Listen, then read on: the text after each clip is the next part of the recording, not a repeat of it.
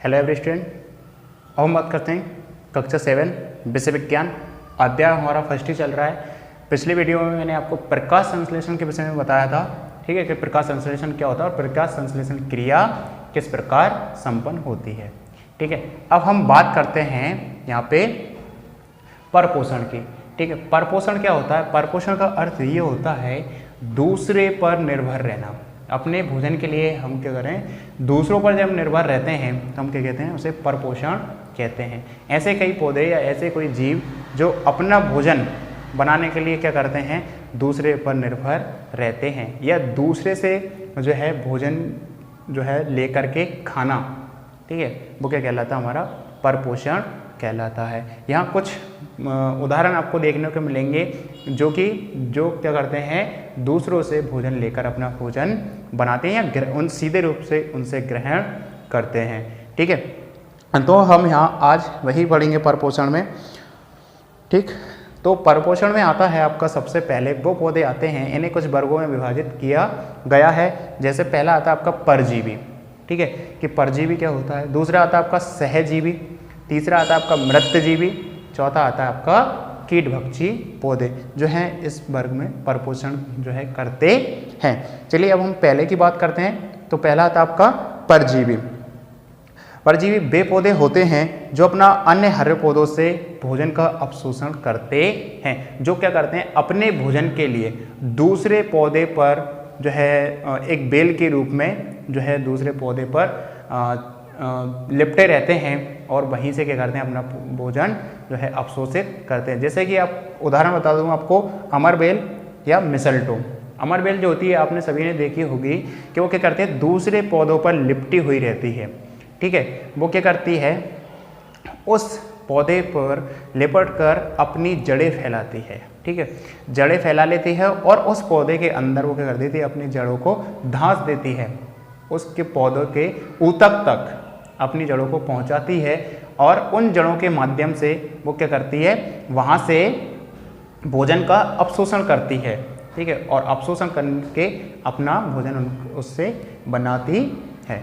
ठीक है, तो वो कौन कौन से हैं, अमरबेल और मिसलटो। अमरबेल आपको आसानी से देखने को मिल जाएगा, जो कि किसी भी पौधे पर लिपटा हुआ मिल जाएगा। ठीक है, अमरबेल इसलिए बोला जाता है क्योंकि अगर इसे आप किसी पेड़ से काट कर भी अगर फेंक दोगे तो ये वहीं पे अपना जो है जीवन यापन करने लग जाती है।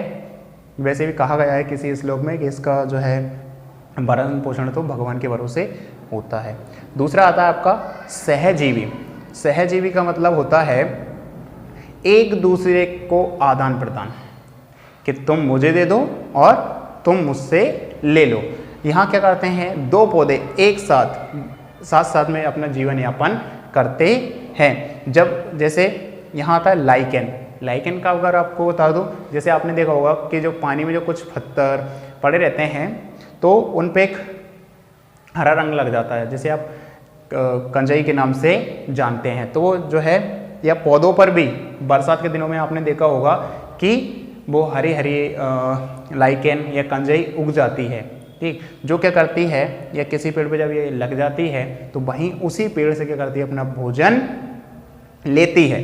ठीक है, जो भोजन की इसको ज़रूरत होती है वो इससे उस पेड़ से ले लेती है, प्लस उस पेड़ को इससे जो चीज़ चाहिए होती है वो ये उसको दे देता है। यही मतलब होता है सहजीवी का, एक दूसरे पर निर्भर रहना या एक दूसरे के साथ मिलकर के जीवन यापन करना। अगला आता है आपका मृतजीवी। मृतजीवी वे पौधे होते हैं जो सड़े गले पदार्थों पर निर्भर रहते हैं। जैसे कोई चीज़ सड़ गल रही है, या जैसे कि आपने देखा होगा कि जब पेड़ जो होता है एक जगह, पेड़ की जो पत्तियां गिरती हैं या कोई अन्य पदार्थ या पेड़ के नीचे कोई ऐसे जीव जंतु जो मर कर क्या हो जाते हैं, सड़ गल जाते हैं, नष्ट हो जाते हैं, तो वहाँ आपने देखा होगा मशरूम का एक पौधा जो है छतरीनुमा आकार का उग जाता है, जिसे हम मशरूम के नाम से जानते हैं। दूसरा आपने देखा होगा फफूंदी, जैसे कि जब अचार जो है होता है या कोई और चीज़ जो कि कई दिनों तक रखी रहे तो उस पर क्या लग जाती है, फफूंद लग जाती है। तो जो फफूंद होती है तो वो जिस चीज़ पे लगी है उसी चीज़ से अपना भोजन जो है प्राप्त करती है, जो है सड़ी हुई चीज़ों से अपना भोजन, सड़ी गली चीज़ों से भोजन प्राप्त करते हैं। ऐसे ही मशरूम है जो कि क्या करता है, सड़ी गली चीज़ों से या सड़े गले जीव जंतुओं से अपना भोजन बनाने का काम ये करते हैं। ठीक है, अगला आता है कीटभक्षी। ठीक है, कीटभक्षी जो क्या ऐसे पौधे जो क्या करते हैं, कीटों को अपना पोषण बनाते हैं या अपना भोजन बनाते हैं। ठीक है, वो क्या कहलाते हैं, कीटभक्षी पौधे कहलाते हैं। अब आपको मन में क्वेश्चन आ रहा होगा कि सर पौधे जो है वो कीटों का भक्षण कैसे कर सकते हैं। तो इसके उदाहरण है आपके घटपर्णी, दूसरा वीनस फ्लाई ट्रैप। ठीक है, तो मैं आपको बता दूं इनके कि जो कीटभक्षी जो पौधे होते हैं वो क्या करते हैं, एक कलशनुमा आकार की आकृति बना लेते हैं। इनकी जो पत्तियां होती हैं वो एक कलश जो होता है उसकी आकृति जैसी बन जाती हैं, ऊपर से इनमें एक ढक्कन नुमा आकार की पत्ती बन जाती है। ठीक, और इनके जो जो जो कलशनुमा आकार जो बना होता है उसके ऊपर एक रसीला या चिकना पदार्थ जो होता है और इसमें से एक जो है विशेष प्रकार की गंध उत्पन्न होती है और उस गंध को जो है उस महक को लेकर के जब कोई कीट इसके पत्तियां जो होती हैं जब जो घटके आकार का जो रूप ले लेते हैं उस पर आकर के जब वो बैठता है तो उस चिकने पदार्थ के कारण क्या हो जाता है, वो उसके अंदर चला जाता है और जैसे ही वो कीट उसके अंदर जाता है तो जो ढक्कन जो होता है इसका बंद हो जाता है। ठीक है, और उसके पाचन होने तक वो बंद रहता है और जो चिकना पदार्थ उस पर जो रहता है वो क्या कर लेता है, उसे अपने ऊतकों के द्वारा पाचित कर लेता है। ठीक है, ये था घटपर्णी। ऐसे इसी प्रकार का जो है आपका वीनस फ्लाई ट्रैप होता है। यहाँ पे चित्र आपको दिया गया है जो है सिप का आकार। वीनस फ्लाई ट्रैप जो होता है वो एक सिप के आकार का होता है। तो उसकी पत्तियाँ क्या होती है, सिप के आकार की होती हैं। उसमें भी उसी प्रकार का एक जो है चिकना पदार्थ रहता है जिससे जब भी कोई जीव उस पर आकर के बैठता है तो वो सीधा अंदर जाता है और वो क्या हो जाता है, बंद हो जाता है। जिस प्रकार की सिप होती है उसी प्रकार का वीनस फ्लाई ट्रैप यहाँ पे होता है। तो ये था आपका परपोषण। ठीक है, कुछ आते हैं अब अगला आपका पॉइंट आता है मृदा में पोषक तत्वों की पुनः पूर्ति। ठीक है, जब हमने पार्ट स्टार्ट किया था तो पॉइंट जो हमने पढ़े थे उसमें था ये लास्ट पॉइंट। तो मैं आपको बता दूं कि जो मिट्टी जो होती है या मृदा जो होती है उसमें किस प्रकार पोषण तत्व या खनिज तत्वों की पूर्ति होती है। देखिए, आप क्या करते हैं, जैसे कि आपने कोई फसल बो दी जाती है, फिर वो वृद्धि करती है और उसे काट लिया जाता है। तो जो मृदा में उपस्थित जो पोषण तत्व रहते हैं वो क्या हो जाते हैं, नष्ट हो जाते हैं। लगातार उपज लेने के कारण हमारे मिट्टी के पोषक तत्व में कमी आ जाती है। अब उन पोषक तत्वों की पूर्ति कैसे होती है जिससे मृदा दोबारा उपजाऊ हो सके। तो आपने देखा होगा कि जो फसल जो होती है वो खेतों में जब खड़ी रहती है तो जब वो पककर तैयार हो जाती है तो वो क्या करती है, अपने पत्ते छोड़ने लगती है। ठीक है, तो पत्ते भूमि पर गिरते हैं और भूमि पर गिरने के बाद सड़ गल जाते हैं।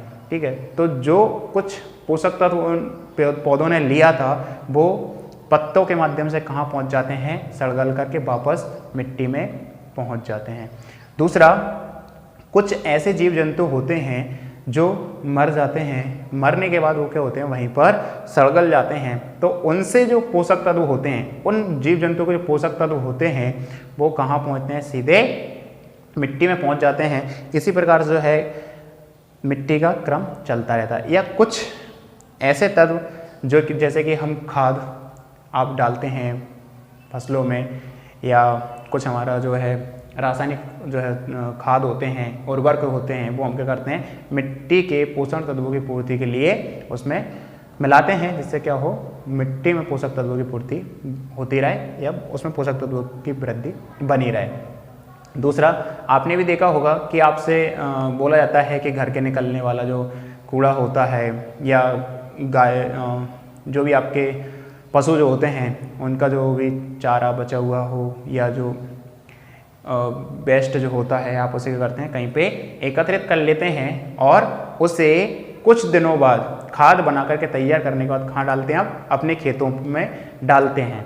ठीक है, जिससे भी क्या होता है, उस मिट्टी को जो है पोषक तत्व मिलते हैं और जो है फिर वो मिट्टी हो जाती है उपजाऊ या ज़्यादा पोषक तत्व उसमें आ जाते हैं। ठीक है, तो इसी प्रकार से क्या होता है, मृदा में पोषक तत्वों की जो है पूर्ति होती रहती है। अब एक क्रिया और आती है कि जैसे कुछ बैक्टीरिया भी होते हैं जो मिट्टी को पोषक तत्व प्रदान करने में मदद करते हैं। जैसा कि आपने राइजोबियम का नाम सुना होगा, जो कि चने की जड़ों में पाया जाता है। ठीक है, जहाँ आपने चने का पौधा जो होता है, अगर उसकी जड़ों को देखो तो उसमें आपको गांठें मिलेंगी।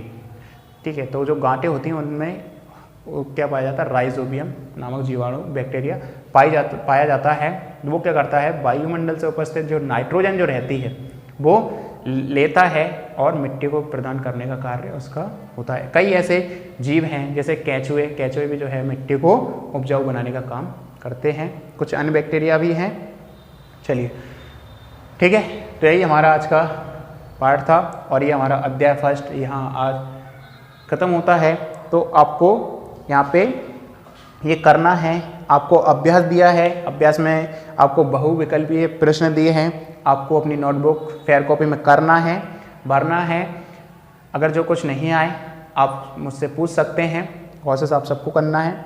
दूसरा आपको रिक्त स्थान दिए हैं वो आपको करना है, सत्य असत दिए हैं वो भी आपको करना है, आपके लघु उत्तरीय प्रश्न दिए हैं, ठीक है, जो कि आपको करना है। ठीक है, जो आपको नहीं मिले या आपको जो समझ में नहीं आए वो आप मुझसे पूछ सकते हैं। अगली वीडियो हम सेकंड चैप्टर स्टार्ट करेंगे। इससे पहले आपको जो होमवर्क दिया गया है वो जब मुझे मिल जाएगा मैं आपको सेकंड चैप्टर स्टार्ट करवाऊंगा। Okay, thank you.